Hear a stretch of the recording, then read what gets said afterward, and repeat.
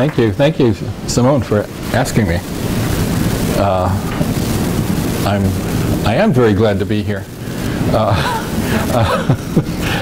You're supposed to say that, but I am very glad to be here. I always really love being in London. I'm not a traveler. I would much. Can people hear in the back?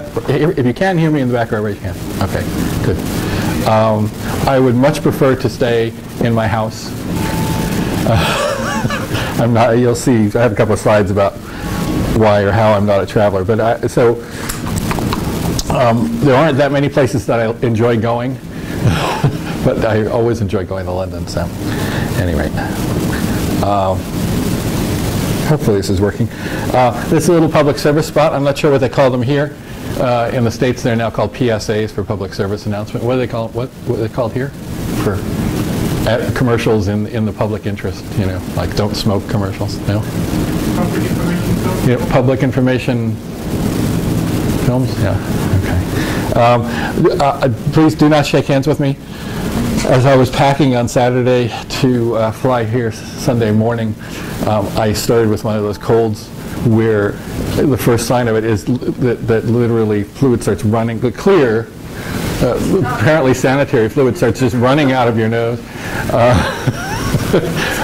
And you look to make sure that it's not a nosebleed, because it's... so anyway, I caught this. I will name the culprit. I caught this from Lou Rosenfeld last week in Washington. We were teaching workshops together, and he had it, and his whole family had it. And so I would caution you not to shake hands with me tonight. This, as Simone said, if you're here, you probably know who I am, because otherwise, why would you be here? I live just outside of Boston, in one of the first suburbs of Boston, and I've been a usability consultant for more than 20 years at this point. I have my own small one-person consulting firm, and fortunately for the last 3 or 4 years, I have a woman named Elizabeth Bale who comes in like a day a week and works with me on this stuff, and she's as knowledgeable about it as I am. So after 15 years of doing it all by myself, I finally have someone to work with. Even though it's a tiny, non-existent company, we do actually have a trademarked corporate motto. It's not rocket surgery, which bespeaks the fact that I think that what I do is really easy to do. I have a very cushy job. A good portion of what I do, having done it for a long time, I think almost anybody can do. And so that's what I spend most of my time doing, is trying to teach people to do it themselves. It's not to say that I can't do it better than somebody who just started doing it, because I've been doing it for 20 years. And so one would hope that I can do it better. And I actually think I can do it a lot better. But I do think that almost anyone can do a very serviceable job and produce a lot of benefit and improvement in whatever they're building by doing some of what I do. I also think that they can learn to do it fairly quickly. So I teach a one-day workshop in doing your own usability testing, which has almost gotten me in some trouble in the profession. I've actually held panels at the UPA conference trying to get people to express their annoyance with me for taking money out of their mouths, but it doesn't seem to arouse much real ire, so I guess it's a good thing to do. Since I've been doing it for a long time, I get to work on big projects that have been going on for a while, so they're nice projects with lots of smart people who have been working on this for whatever they're doing for a while, and they bring in an outside consultant to try and help them. So I'm like the person who comes in and gives this kind of last-minute pep talk and is a fresh pair of eyes, because that's one of the main problems with usability, is after you've been working on something for even a short while, you know it too well, and you can't see it fresh the way the people who use it are going to see it. So the other nice thing about being a consultant, being brought in to work with these clients, is that you never have to work on version 2 of anything if you don't want to. And you rarely have to sit through meetings. I don't think I would last more than a week in an actual corporate environment sitting through meetings, and I applaud those of you who do. You have my... anyway, so here we are. It's 2011. Why are we still talking about usability?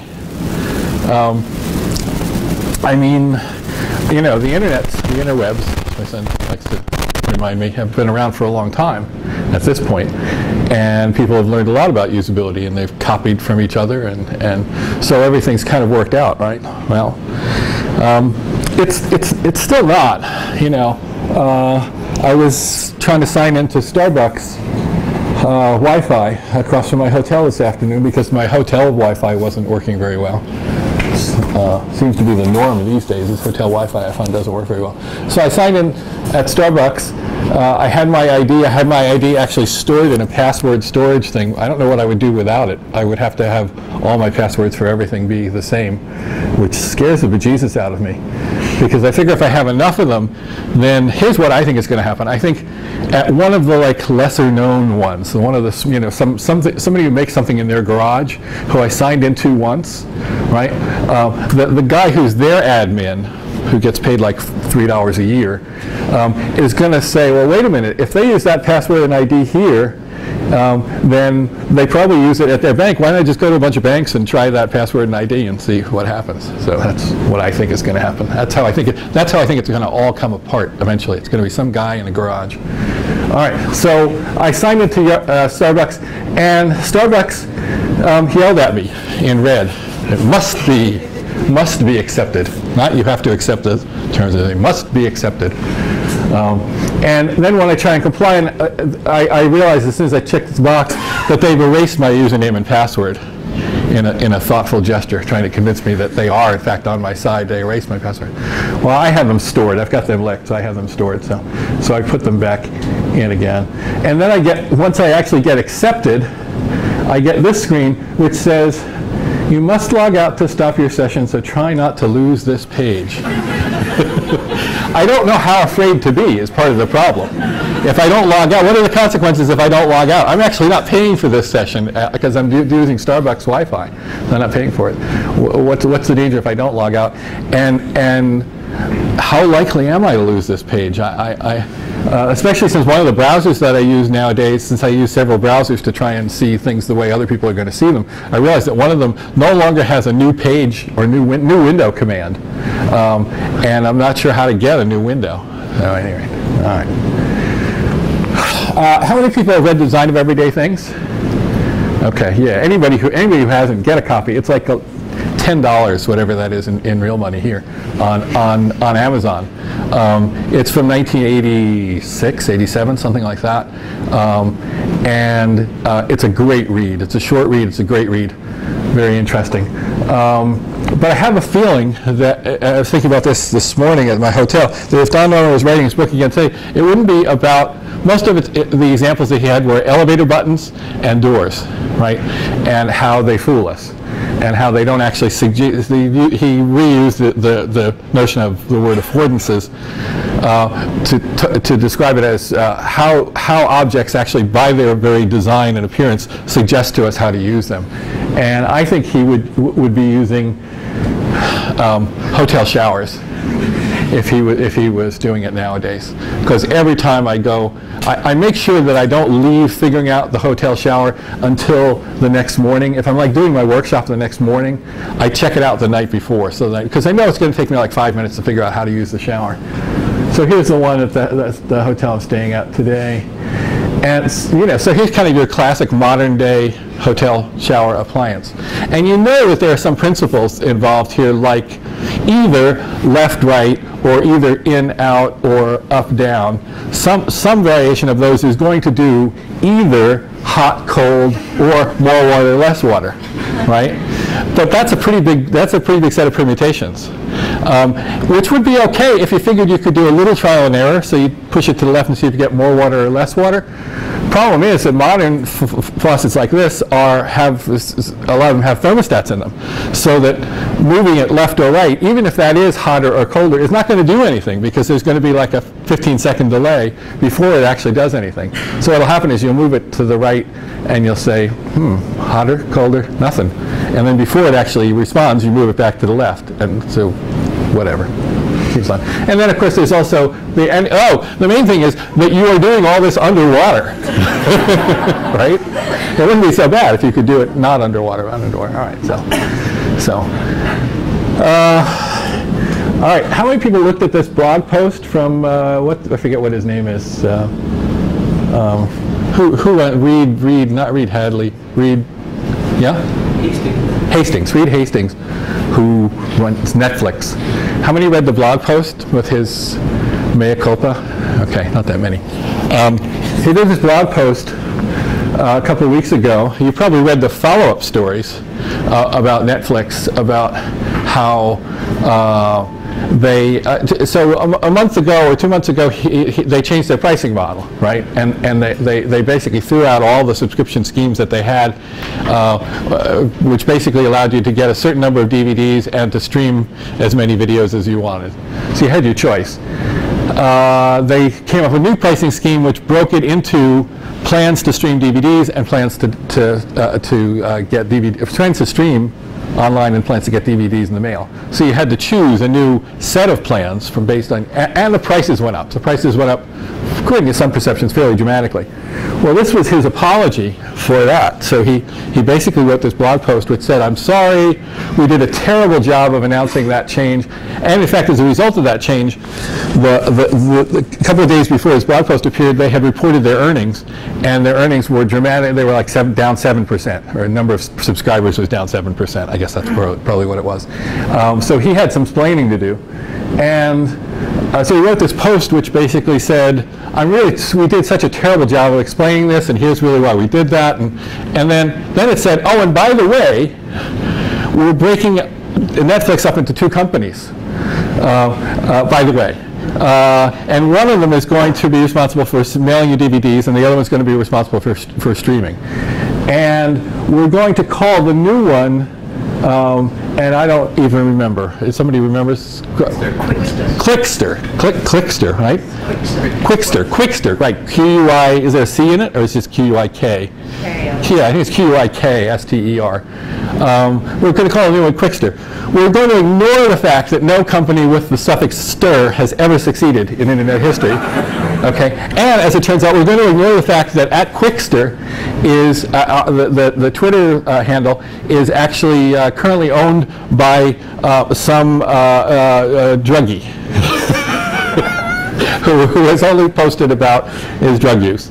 All right. But we're going to break it up, and it's really for your own good.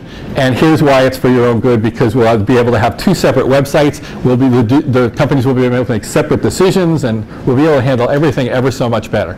Okay. Well, he got 27,646 comments in response to this post.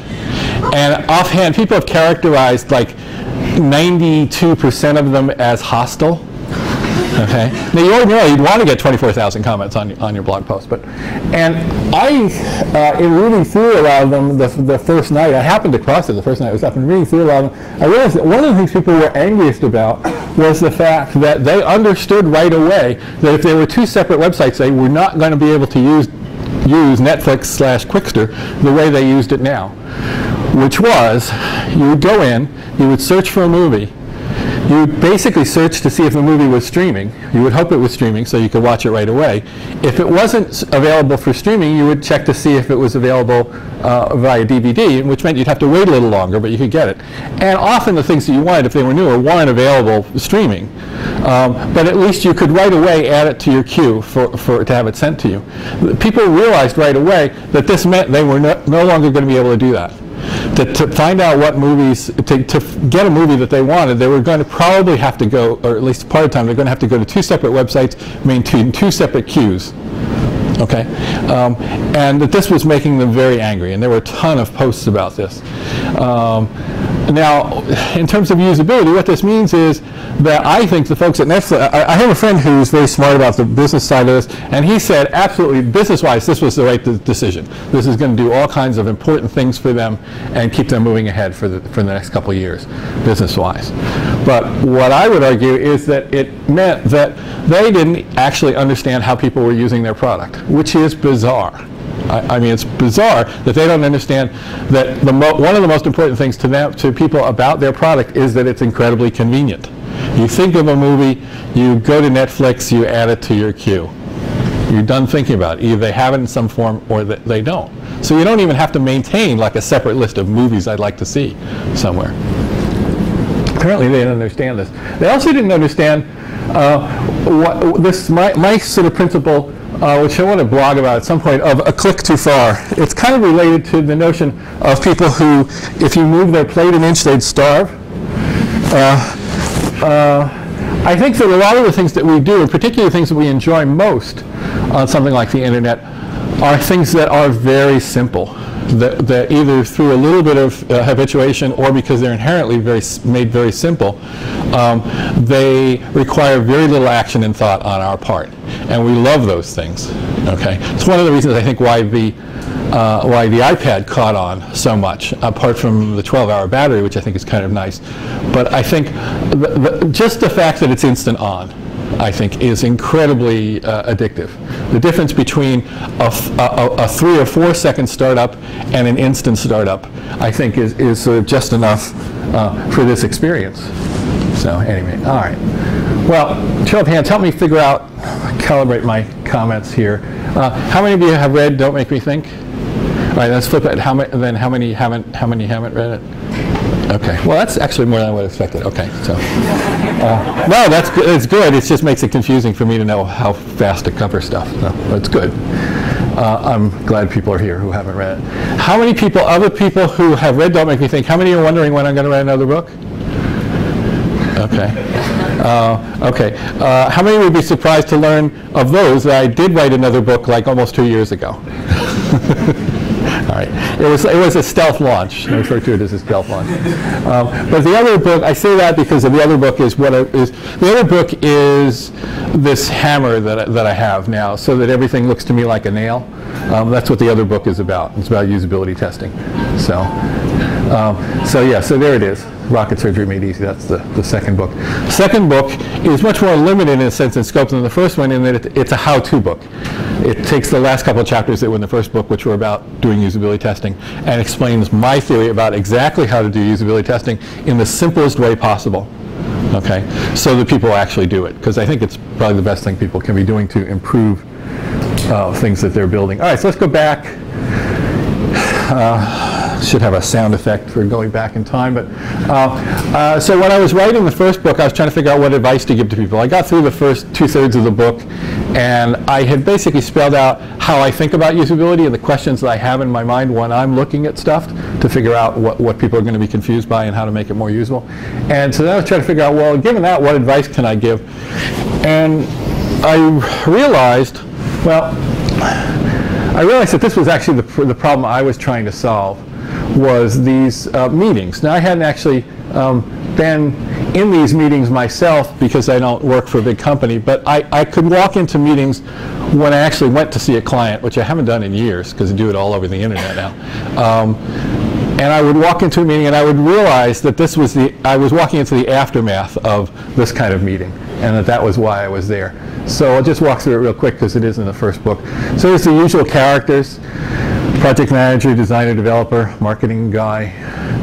Designer comes up with this opening gambit, try and get the conversation rolling. Let's see if we can figure out how to solve this problem we've been dancing around for months now. The developer comes back with the personal opinion disguised as fact. Okay. But the designer's no fool, and she knows that's what it is, because she's been here before, and she knows the designer. So she comes back with one of her own. The marketing guy, marketing people know that in marketing there is in fact such a thing as useful research data. You can do a survey and you can actually find out information that is very valuable in determining how to develop what you're developing. You do a survey and find out whether people actually will pay for this added feature that you're thinking of building in. Okay, and that's useful information, valuable information, can guide your design decisions. Unfortunately, it's largely and almost completely not true in usability, because usability is mostly context dependent. It usually will drop down work in this particular context for the particular users who are going to be seeing this screen, doing the particular task that they're going to be doing on this screen. So there aren't broad general answers as to things like whether drop downs are good or not good. So the developer comes back with his trump card, which if the person who's responsible for implementing says it can't be done, it's a very effective tactic. Okay, unless his boss is in the room and says, "Oh no, it can be done." That's kind of the only trump card that beats it. So the manager, having been here many times before, is not a happy puppy. But the manager is nothing if not plucky, and she knows that her job is to keep this train running at all costs. So her attempt to keep it running is followed by the long awkward silence, which is followed 2 weeks later by the same discussion. Okay, and after enough of these happen, that's where somebody's get brought in for outside device, or the product is launched without having been solved, which usually means it's solved under the last touched rule, which means the last person to get their hands on it does it the way they wanted to do it. So, all right. Now, I recognize the reason why these discussions happen, why they are in fact religious debates, and I characterize them as religious debates because, like religious debates, they're kind of endless, and nobody ever changes their mind as a result of them. Okay, and the reason why they happen is because the people who are involved in these discussions have the jobs that they have because of who they are. This is not like some random thing where their high school guidance counselor said, "Oh, you'd make a good developer." They have them because of who they are. Because people who become developers look at something like this thing on the right, and they like it. They like it. I like to say there are endorphins involved. They like complex things. They like figuring them out. They admire the ingenuity of them. They like trying to reverse engineer them and figure out what they can use. But mostly they like figuring them out. That's who they are. And the same thing with designers, although that's not a pleasant aesthetic experience, but something that was a pleasant aesthetic experience, lots of hairline rules and shades of gray and whatever. Designers look at something like that and there are endorphins released. Okay, and that's why they became designers. And as a result, designers can't imagine that that's not the thing that people like most about a website. And the same with the designers. The designers can't imagine that what people like most about a website is anything other than the fact that it's complicated and it's lots of functionality. Okay, since you're working at an endorphin level, okay, it's very hard to get people to move off of those positions because it's not like they figured it out. It's that they've always known it. They've always known that that was true, and they continue to get releases of endorphins constantly to reinforce it. All right.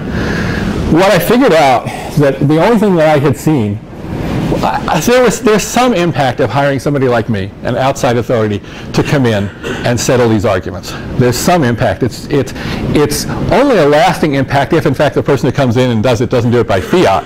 If they come in and they educate the team, okay, and they try and get the designers to see it from the developer's point of view and vice versa. But the thing that I had seen that did, I think, always work and worked better than bringing an outside expert was usability testing. For a couple of reasons. One, it gets them away from personal biases. They're sitting there at the same time, and they have this shared experience of watching somebody who is not either one of them, okay, who's outside of them. It does create this shared experience. Mostly, there's this huge aha moment for people when they watch usability tests, which is they finally get it that all these other people are not exactly like them. Okay, the developers realize, there are people who the fact that they didn't even pause to admire the fact that this was very complicated. In fact, for some reason, who knows why, it seemed to annoy them that it was complicated. Okay. And since these are smart people, the designers are smart and the developers are smart and even the executives are smart, they get it that this is not just a fluke. Okay, they get it that, other people do use these things in different ways than I would expect. All right, you get to see it through other people's eyes is really the main thing. And my experience is that it just works, that there's an enormous amount of conversion experience involved in sitting anybody down to actually watch a usability test. So what is the usability test? It's very simple, really. It's watching other people use the thing that you're working on and having them think out loud while they do it. Now, the key there is that it's not a focus group. Focus groups are about opinions. Focus groups are about your past experiences with things like this, or your opinions about things that we're showing you, that we're thinking of doing. Okay, but usability tests are about having the person actually use the thing. It's a very easy difference to spot.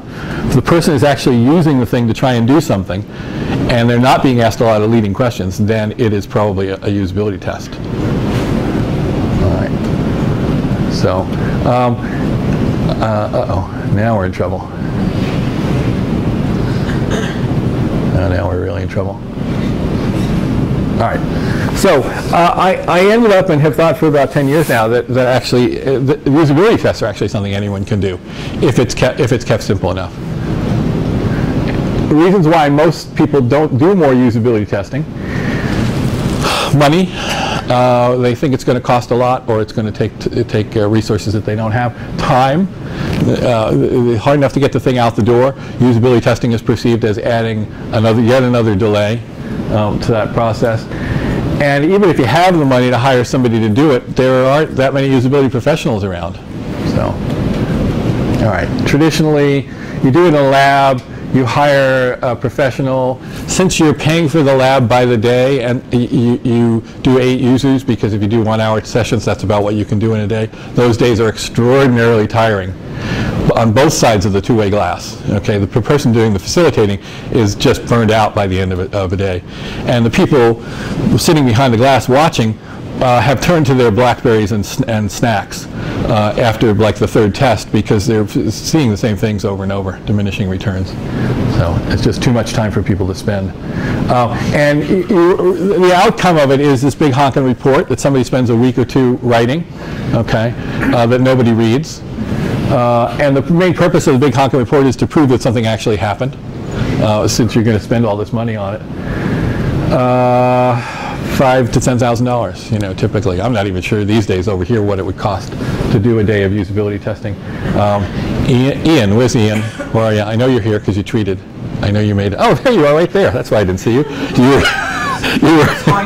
were just too obvious. All right, so what does it cost nowadays here to do a day of usability testing, 8 users? In pounds. I've read your book, so I kind of don't go out, but it's tens of thousands. Tens of thousands. Okay. Yeah. Depends how many people. Yeah. So, as a result of all these things, it happens very rarely. On the other hand, what I'm proposing in the do-it-yourself scheme is, which is, by the way, absolutely an extension of stuff that Jacob Nielsen started proposing back in around 1990. He started talking about doing discount usability testing and cutting back on the traditional model at that point. I'm just taking it even further. He was mostly, at that point, telling professionals that they should keep it simpler, so that more people hired them to do more of it. But I'm making it even simpler. I think you can do 3 users around. 3 are plenty, because it's not the only test you're going to do. You're going to do it again next month. So you don't have to find all the problems. And in fact, you'll find more problems than you can fix by showing it to 3 users. You don't need a lab or mirrors. Instead, set up a monitor or a projector in the conference room down the hall as an observation room. Okay, so and use screen sharing software. So you're doing the test in somebody's in one conference room or cubicle or whatever, and you've got screen sharing running on that, which is going to this room down the hall, so people can watch what's going on the screen and hear the conversation between the facilitator and the participant. No elaborate recruiting. I'll talk a little bit more about that later. My motto is recruit loosely and grade on a curve. Record it with Camtasia. Camtasia is a screen recorder from TechSmith, the people who make Snagit, the screen capture program that most people are familiar with. There's a open source equivalent called Cam Studio if you have no money. Moray is Camtasia on steroids for people who actually seriously get into usability. It has a lot more functionality, but it costs a lot more. Don't collect any stats. You're only doing 3 users. What are you going to do with stats on 3 users? You know, and the same thing with exit and entrance questions. Don't do them. You're contributing to the notion that there is some statistical validity to this, which in fact there is none. The fact is, as I say in the frequently asked questions in the new book, each chapter has frequently asked questions, which I actually like. We're very happy with that. It's actually made it much simpler to write. I think every book should have frequently asked questions at the end of each chapter. One of the questions was, what do I do when people say you're only testing 3 users? There's no statistical validity whatsoever, which is also what they used to say with 8 users, but they didn't say it as loudly with 8 users. 3 users, they feel completely justified to say, oh, this is crap. This is just, 3 users. And what I tell people to say is, you're absolutely right. There is no statistical validity to this whatsoever. Just capitulate and say, however, it's been shown that it does work and gets people the kind of insights that they need. Okay. Harder to argue with. No big report. Instead, don't write a report at all. You may write a 2-page email that's basically bullet lists. Instead of writing a big report, you have a debriefing session right after the tests over lunch with the people who attended the tests, and you figure out basically what were the most serious problems that you saw in those tests and which of them are you going to fix in the next month, starting with the most serious ones first. I'll talk about that a little bit. All right, and now a demo test. Well, I was going to do the smallest demo test in recorded history. Usually I try and do a demo test if I have a session that's over an hour, because the demo test takes 15 to 20 minutes. And I just grab somebody out of the audience, put them in front of the laptop, and give them a task to do on a site. And I use the script that I have. It's in the book, and it's also on my website. You can download it for free. And I had the perfect task. I ran into it actually when I was getting ready to leave Boston, and I went to AT&T Wireless site to tell it that I wanted to be able to do international calling from my iPhone. While actually no, to get international data, to get data while I was away on my iPhone. And there was a page there that was like the perfect page for a 4-minute usability test. Unfortunately, in trying to set it up tonight, I realized that having bought that plan, that version of that page is no longer available to me.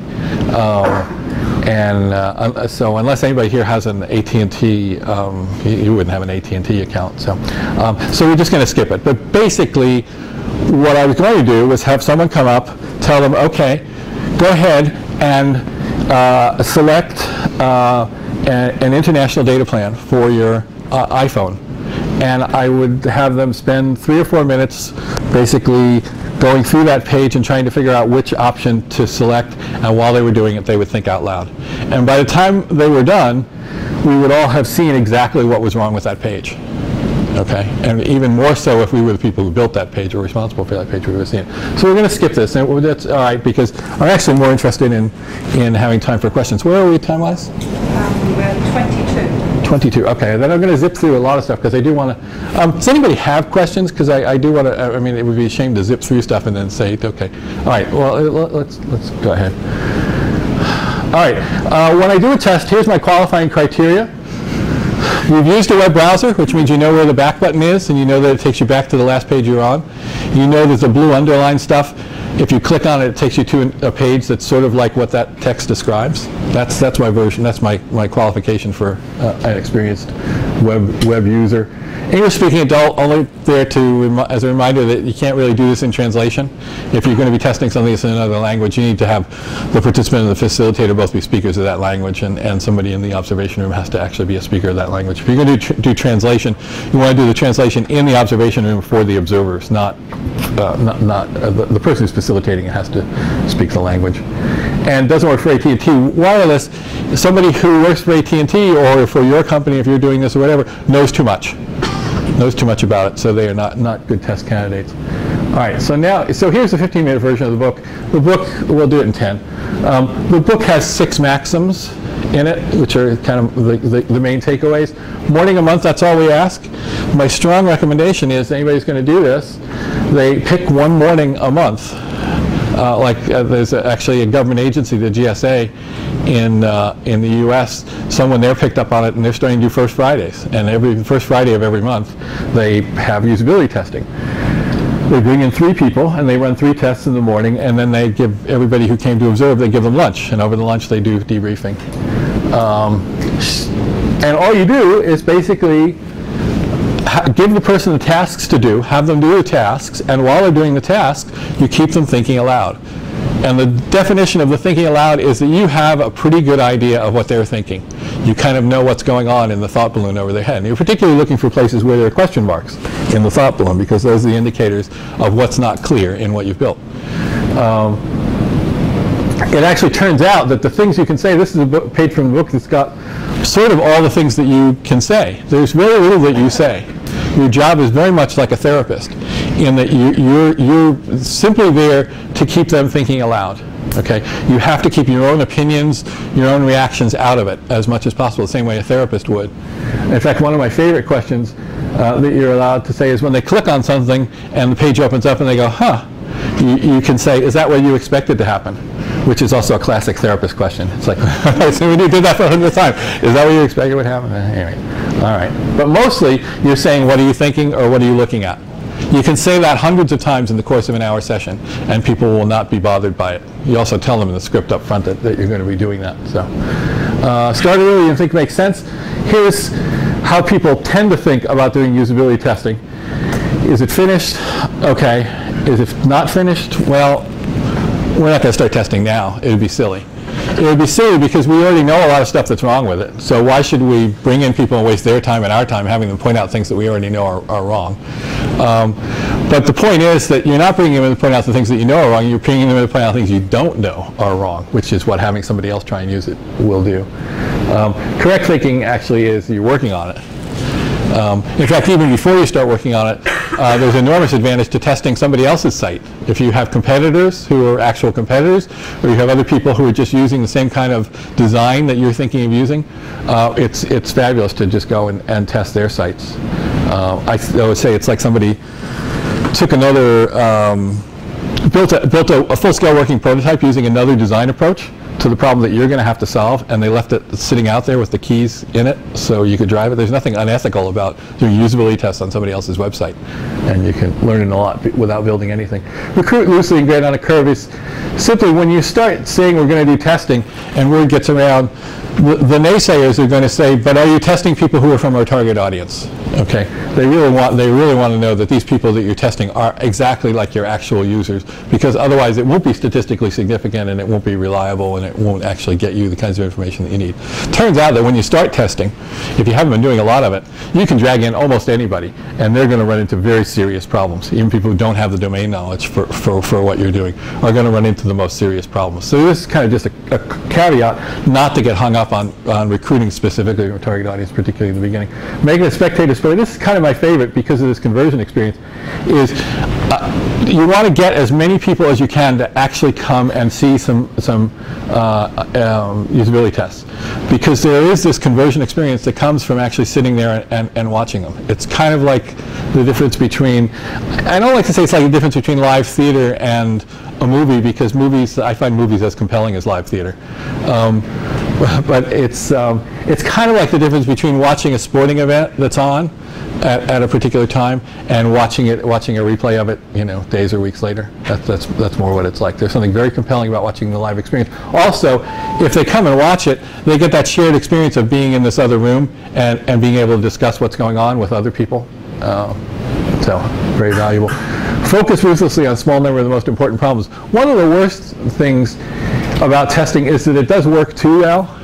You can do a couple usability test of a couple of people, and you'll find more problems than you can fix just watching a couple of people.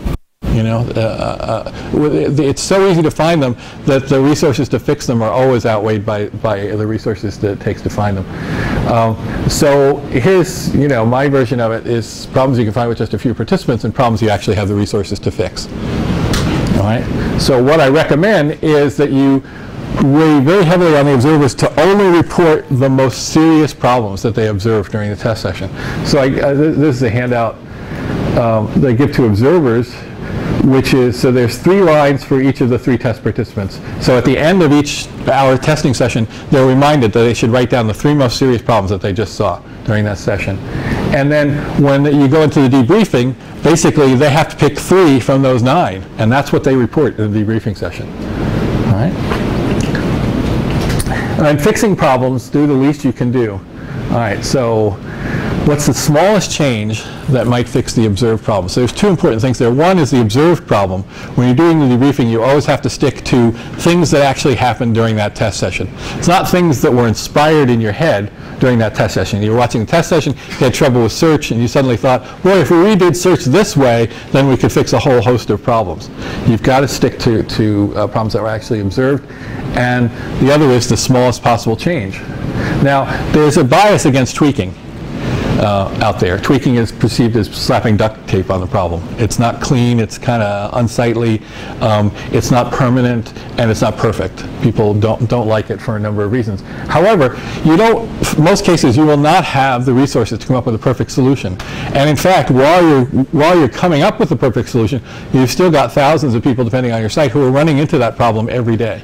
Whereas you could go in, usually you could go in and make a tweak within the next week, or certainly within the next month. You could go in and make a tweak that would, well, it wouldn't be a perfect solution, it would take it out of the class of a serious usability problem that affected a lot of people. So I'm big on tweaking. Often taking away something is more important. So here's some reasons why I think tweaking is better than redesigning. Cost less work, don't ruin lives, can be made sooner, more likely to actually happen is very important. I find that they do happen if you can. Unintended consequences, if you go and make wholesale changes, you're probably going to break a number of things that were working, okay, and not be aware of it. People really don't like major changes. It's kind of moving their plate.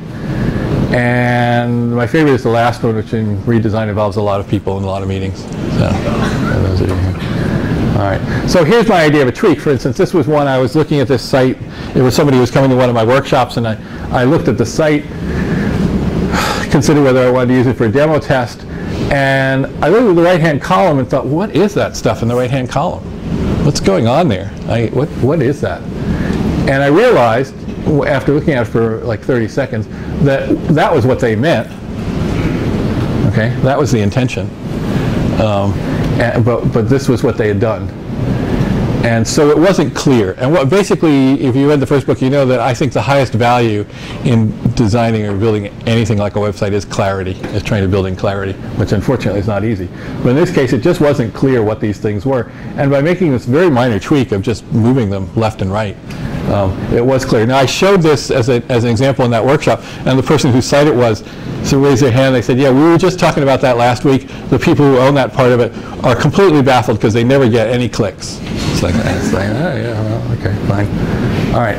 A couple of suggestions for you. If you know anyone who's involved in writing or editing websites in any capacity, this is the book, Ginny Reddish, Letting Go of the Words. It's the best book, finally, about writing for the web. Ginny's been at this stuff forever. She started one of the big formative people in starting the plain language movement in the US a long time ago. And if you do anything with forms, Karen Jarrett from over here wrote what I think is the best book on building forms that actually work. Very, very similar books, but if you deal with either one, I would recommend them. And this is a boxfish. I always have a boxfish in my slides because a lot of people have never seen a boxfish. How many people have seen a boxfish? Yeah, see, they don't get around much. Boxfish are, okay, so you've seen a boxfish. Okay, this is like a religious experience, right? Seeing a boxfish? Yeah, see, he's shaking his head. Yeah, it is. Because a boxfish is if you took a ping pong ball and put it in some kind of press so that it was a perfect cube, and then you glued an adorable little nose to the front and an adorable little tail to the back, that's a boxfish, right? That's what it is. Yeah, exactly. And so I highly recommend if you ever get near an aquarium that has boxfish, go see them. All right. So now we're going to get to questions, but if you have anything